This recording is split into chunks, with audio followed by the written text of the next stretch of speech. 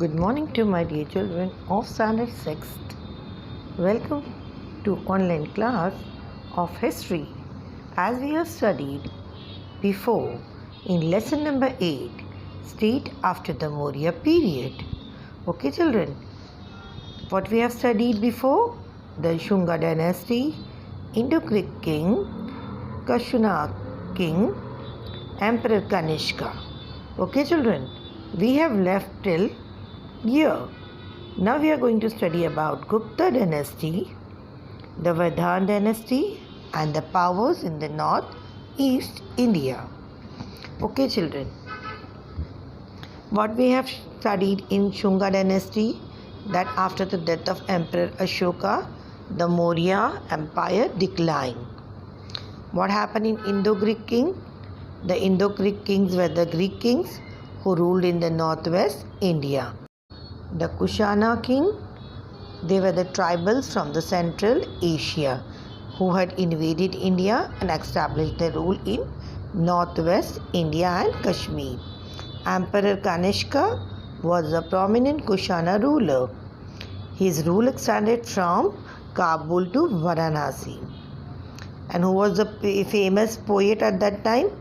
Ashwaghosh, who has composed about the Charitra and Vrajraj Shushi. Now we are going to study about Gupta dynasty. The Gupta dynasty ruled in India for nearly 300 years. Sri Gupta founded the Gupta dynasty. Chandragupta first laid the foundation of Gupta Empire. He was succeeded by Samudragupta, whose rule extended from Assam to Punjab. The end of the 3rd century CE saw the rise of Gupta dynasty in the North India. The Gupta remained in the power for nearly 3 centuries. Sri Gupta was the founder of Gupta dynasty. Samudragupta and Chandragupta II were the notable king of Gupta dynasty. He also conquered territory up to Kachi in the south. A stone inscription at Allahabad described the conquest of Samudragupta. Chandragupta II succeeded Samudragupta and he annexed Malwa, Gujarat and Saurashtra. Samudragupta, the expansion of the Gupta Empire began during the reign of Chandragupta I. His son Samudragupta defeated the smaller neighboring kingdoms and extended the empire further. In his time, the Gupta Empire spread from Assam up to Punjab. He had also conquered the eastern coastal region up to Kanchi in Tamil Nadu. Due to this victories, his power came to be recognized everywhere. As a result, kings on the northern western frontier as well as those in Sri Lanka made treaties of friendships with him. A pillar inscription at Prayag describes Samudragupta's conquest and victories. This inscription is known as Pragya Prasthi and also as Allahabad Prastasti. He was an expert veena player. He minted coin which had a variety of images engraved on them. In one of them, he is seen playing the veena. His name, Samudragupta, is engraved on it. Chandragupta II. After Samudragupta, his son Chandragupta II ascended the throne. He extended the Gupta Empire toward the northwest. He also won Malwa, Gujarat and Saurashtra. He established good relations with the powerful Vakataka rulers in the south by giving his daughter Prabhavati in marriage to Rudrasen II. There is an iron pillar at Mehroli near Delhi. It has not rusted even in the course of the last 1500 years. It is an excellent specimen of the meteorological skill of ancient Indian people. The inscription on the pillar bears the name of the king called Chandra. It is on this basis that the iron pillar is assumed to be of the period of Chandragupta II. Do you know, children? The Chinese traveller Fa Huin came to India during the reign of Chandragupta II. In his travelogue, he has described the social life during the Gupta period. He says that Indian cities are big and prosperous. There are several guest houses for the travellers and also several charitable organizations. The city has hospitals where the poor get medical treatment free of charge. There are great viharas and temples. People are free to choose any occupation. They move about freely. There are no restrictions on their movement. Government officers and soldiers are paid their salaries regularly. People do not drink alcohol or commit violence. The administration of Gupta rule is conducted in the proper and efficient manner. What is the name of Chinese traveller? Fa Huin. He came during whose reign? Chandragupta II. Okay, children.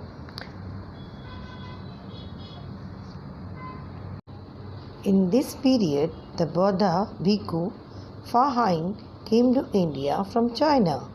He has written an account of his travels in India. From his writing, we learn about the efficient administration of the Gupta emperors. The Vardhan Dynasty. The Vardhan rose to power with the decline of Guptas in which century? 6th century. With the decline of Gupta power, many states emerged in North India. The Vardhan dynasty was one of them. Prabhakar Vardhan was the king of Thanesar near Delhi. The Vardhan dynasty was founded by him. Who founded the Vardhan dynasty? The king of Thanesar, Prabhakar Vardhan. His son Harshavardhan expanded the Vardhan Empire up to Nepal in the north, up to river Narmada in the south. From where to where? Emperor Harshavardhan expanded the empire from Nepal in the north up to river Narmada in the south, Assam in the east and Gujarat in the west. He had cordial relation with Raja Bhaskavarman of Kamrup, that is ancient Assam. He had also established friendly relation with the Emperor of China and even sent his ambassador to Chinese court. The capital of Harshavardhan's empire was Kanauj. Trade flourished during his reign. He spent a large portion of his revenue for the welfare of the people. Every 5 years he would distribute all his wealth amongst the people. The court poet Bana Bhatt wrote Harshacharitra, a biography of Emperor Harshavardhan. This text provides information about his life and achievement of Harshavardhan. Harshavardhan had become a follower of Buddhism but gave generous patronage to other religions too.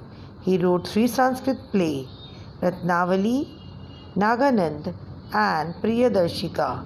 The Buddhist Bhikkhu Yongchong had come to India from China during his regime.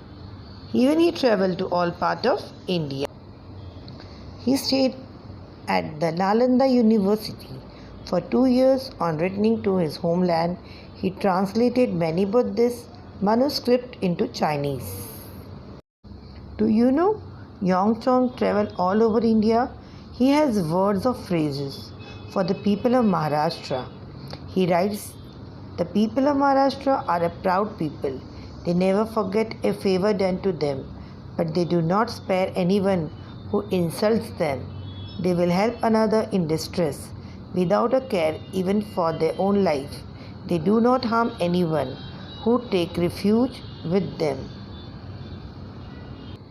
Nalanda University. powers in the northeast India. A story in Mahabharata tells us about the marriage of Arjuna and Ulupi, the princess of Manipur state in East India. The state of Kamrup emerged in the 4th century. It was established by Pushpavarman. His name has been mentioned in the pillar inscription of Samudragupta at Allahabad. Many inscriptions of Samudragupta at Allahabad